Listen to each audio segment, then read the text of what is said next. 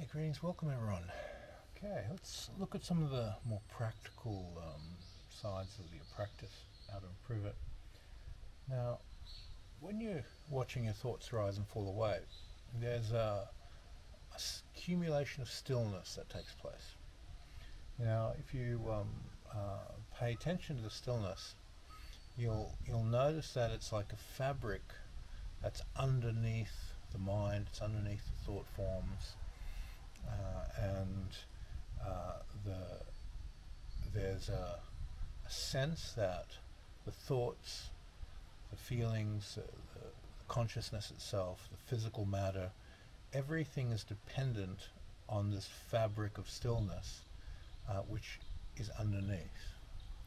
Now, to get a direct insight into how this functions, you need to transfer your mind into an object and then observe the stillness underneath the object and observe the stillness around the object.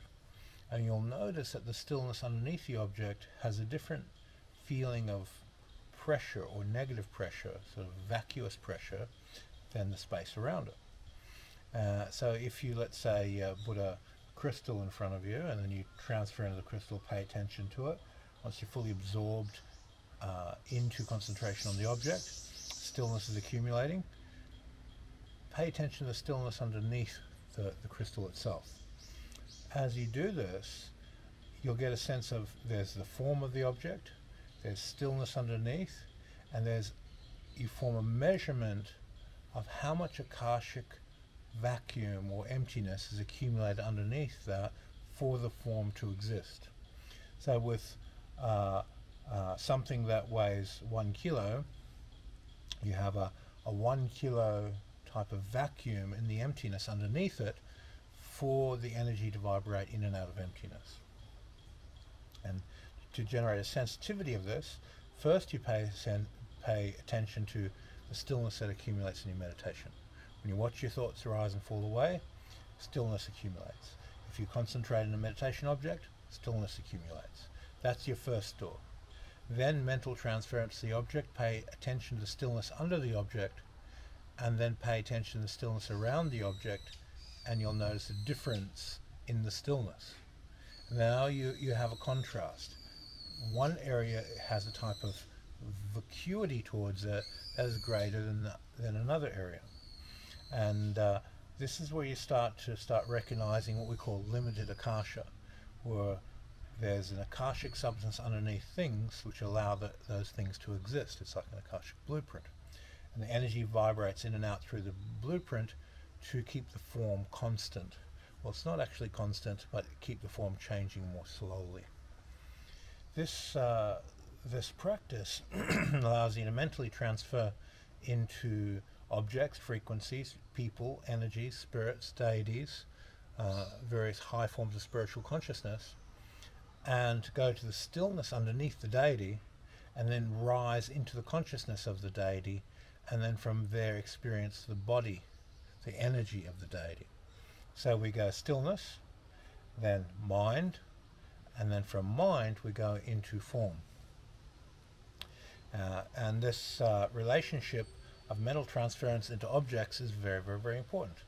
If you can't differentiate different types of stillness, you can't move through the stillness into the mind substance of the object to experience the energy of the object. So when you're doing deity yoga, this is like a key point in your ability to have a very, very strong transfer of consciousness and experience. That stillness, mind, energy, and from there, now this is reflecting into your mind, it's reflecting into your astral feeling of what the deity's energy is, and the story and knowledge that it's trying to relay to you. And you'll find that lower spiritual beings communicate in stories, higher spiritual beings communicate in insights. The epiphanies of, I got it, I understand it, tick, tick, tick, and it's just the lights going off in your head. Now this empty space underneath all things is different things have a different feeling of the empty space. So if you are in front of a fire, it might just be a candle, and then you meditate on the candle. Don't concentrate too focused, you'll hurt your eyes. Maybe put a piece of paper between the candle, poke a little dot, and it'll soften it. And then go into the stillness underneath the flame. Now that stillness underneath the flame will feel different to the stillness underneath the candle wax itself. So you have the flame and has a different quality to the stillness. One thing you'll notice is when things burn, they're going through a phase change. They're changing from one state of energy to another state of energy. That means the astral world momentarily opens when that happens. And when that opens, the feeling of the Akasha also changes. The stillness underneath changes when there's an opening between one energetic level and another. And these types of exercises and sensing the stillness underneath things give you a huge opportunity to get into teachings like the Heart Sutra, that everything is inherently empty, that form is dependent on emptiness and emptiness is dependent on form. And that should be more correctly translated as limited emptiness is dependent upon form, not unlimited emptiness. Okay, so I hope this helps with people who are asking questions about Akasha, how to develop it, and to get the door in. Accumulate the stillness, investigate the stillness. Okay. Thanks for your time. See you on the next video.